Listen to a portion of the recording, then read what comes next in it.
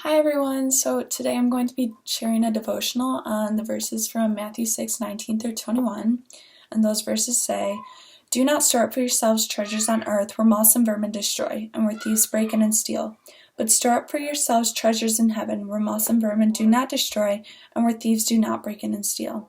For where your treasure is, there your heart will be also."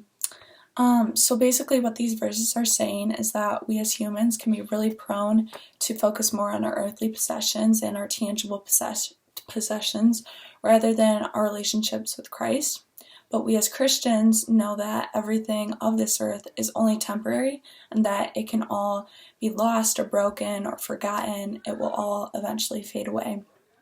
So Jesus calls us to instead place our treasures in heaven where we will be able to enjoy them for eternity.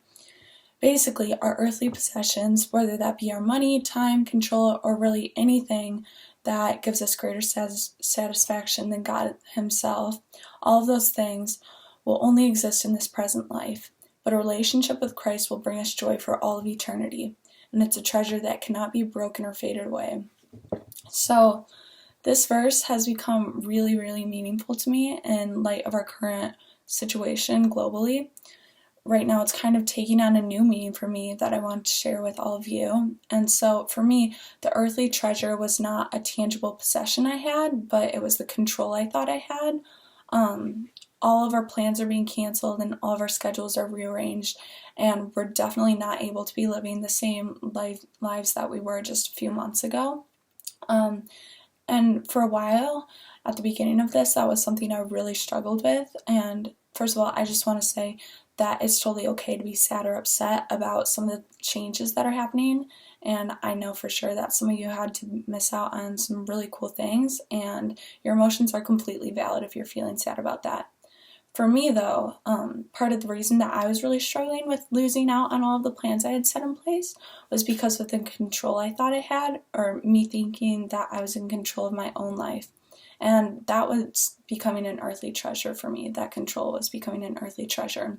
It was something that brought me temporary satisfaction, but ultimately it wasn't permanent. So this time has been somewhat of a wake-up call for me, in that the Lord has been reminding me that I'm not in control of my own life, my time, my schedule, or anything else. It's Him who's in control of it all, and He's the one who gives and takes away. And even though that can be a really hard reality to be faced with at times, and for me to feel as though I'm losing control, God is still good, and He is still just. And He tells us in Matthew 6:19 through 21 that when we hold on loosely to the treasures of this earth, and when we store up our real treasures in heaven, where they will be protected, our hearts will be protected as well. This definitely doesn't mean that we will not face earthly disappointment, but that even when we do face very difficult changes, we can know that we'll be okay. And we'll be more than okay even, because we will have our faith to fall back on, and we will have the encouragement that this life on earth is definitely not the best it gets. We will find encouragement in the fact that our hearts belong to the Lord and that they're with the Lord.